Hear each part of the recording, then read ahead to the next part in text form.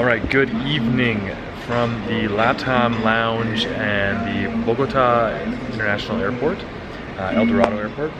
I'm splitting these last two videos up into two because the day was quite long going to the Salt Cathedral and hanging out in Bogota for the last day. So now we're going to take a Air Canada flight and we're going to fly on Air Canada Rouge and Air Canada's largest airplane. I'm going to call it that because I can't remember the exact name of it. And then we're going to compare the two just to see which one's better. On the Air Canada Rouge flight, we're flying in one of the priority seats. We've upgraded for that to try and get a good sleep, so I'm going to do a bit of a review and just on how that experience is and whether or not it's worth it, because on the way out we didn't upgrade and on the way back we did upgrade. So we're just going to see how those compare. And then on the way home we're also in a better seating than on the way out, so just kind of a bit of a comparison from Air Canada's Rouge and Air Canada's regular flights.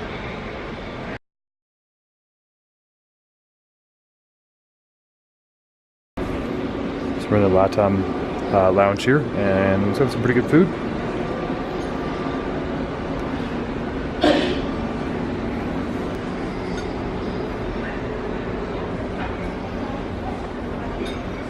And all the wine. So it's pretty nice. We've got power, and then a nice little platter of food. It's not like it's that much food, not that hot, but it's pretty nice. And they've got like huge work desks. To be able to sit and work at. Got TV, it's a little bit of everything here to sort of pass your time. Maybe the outside side of the lounge here has a nice big area to hang out into. It's pretty chill. Worked out really well because we're overlooking our gate. So what we thought was going to be a lot of time to hang out in the lounge ended up being a very quick lounge visit. I had enough time to eat a few rounds of food and charge a few things a little bit. And now we're heading to the gate because we're gonna get boarded and knock ourselves out with a sleeping pill and try and sleep on this flight. This is a red-eye to Toronto. And then another 4.5 hours back to Vancouver. We're getting there, slowly but surely. Okay, so we're all boarded up here and we're in the premium seats now. So it's not first class or anything, but we have about an extra 6 inches of leg room, which is nice. You can see here, my knees are quite a bit of space. Especially I can stretch my legs out, and I'm 6'4", so quite a bit of room here, which is nice. Be a little better for sleeping. Same features as the last one, just the 3 basic buttons on here, and we have power down here. 0 entertainment, the usual. We're probably gonna sleep this entire flight. I've knocked myself out. I've already taken a sleeping pill, so I'll be out cold probably for like 5 hours. And I'll let you know how the sleep quality is on this bad boy. And I'm probably going to snooze in the next one too, just because we'll be bag tired still, middle of the night essentially, by the time we're flying out of Toronto as well. So get ready for some exciting vlogging on sleep time.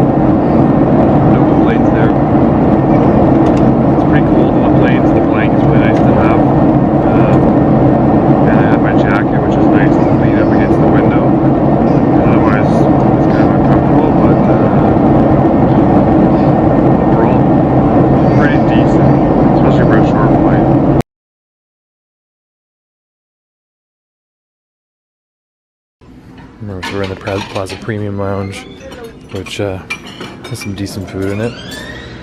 So like a nice little cold bar, a couple of hot breakfast items. It's more like your typical sort of breakfast from like a hotel, like a Holiday Inn Hampton Inn.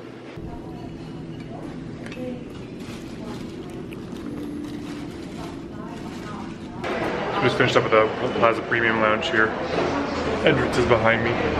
It's decent. It's kind of basic. There's not a lot of stuff there, but it's fine. It'll do. They had some good food. So we got a quick bite to eat, and now we're heading to our next flight because we are like go right now. But it's really nice with a quick layover, just because we're not spending much time at airports and we get home a lot faster. Although I do have one beef. Earlier today, we were in the Nexus line to go through security, and the machines weren't working, so they said to go to the machine next to us, the blue machine, so we went over to that one, and then an Air Canada employee, insert Air Canada rep, was like, "You're using the wrong machines. This is for crew only. Follow the directions and go to the other ones." And I was like, "You're a dick. Like, seriously. I don't know why these Air Canada employees are always so bloody rude and cranky all the time." I have no issue with Air Canada, Rouge, and for the most part, no other airlines. Just Air Canada, regular employees, I don't know why, but they always come across like such dicks. So if you're the person watching this and you're an Air Canada employee and you're not a dick, I'm sorry. But I've had a lot of really bad experiences, and we fly a lot, and all the other airlines have virtually nothing. Could have been nice about it, just said, "Hey man, you're in the wrong line, you gotta use the other one." Like, no worries, it's first thing in the morning, you'll make mistakes. Didn't have to give me no sassy attitude crap. Okay, so the regular entertainment system, you have the movies, shopping, games, and everything on top. USB port, the headphone jack.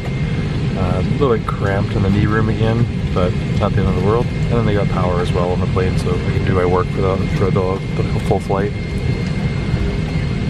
And it's again the 3x4x3 format, which is, again, feels like a sardine can.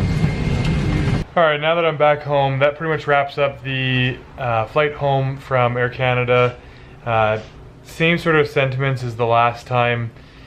They're both fine. They're a little bit cramped, and the Rouge flight is a little bit of an older plane. My biggest problem with them probably is just the low little leg space.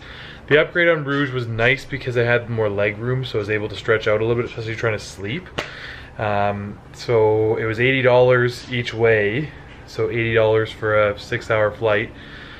For the convenience and the ability to sleep, probably worth it, but if you don't need the leg space, not worth it, because you really don't get much different. Talking about this much more leg room, that's about it. So I knew the front of the plane, but that's not really a big deal for the most part. So whether it's worth it, that's kind of up to you if you need the space or not. I'm 6'4", so I needed the space a little more important. But otherwise, all in all, pretty good flights. I actually had a couple good Air Canada employees I chatted with when I was boarding my last flight, so that was nice. I know that I've ragged on them a number of times, but there's not a ton of them. It's just I've come across a number. And maybe some of the reasons I haven't seen some bad ones in other countries because of the language barriers, but I just tend to find that they're a lot friendlier in other airlines, at least internationally, not necessarily within North America. But that pretty much wraps that up. I am home now. We're gonna try and catch up on some things, try and catch up on all this editing because I was so busy in Colombia I didn't have a chance to touch it. And then we will see you guys in the next one. We've got our engagement party coming up this weekend, so we will see you at the engagement party.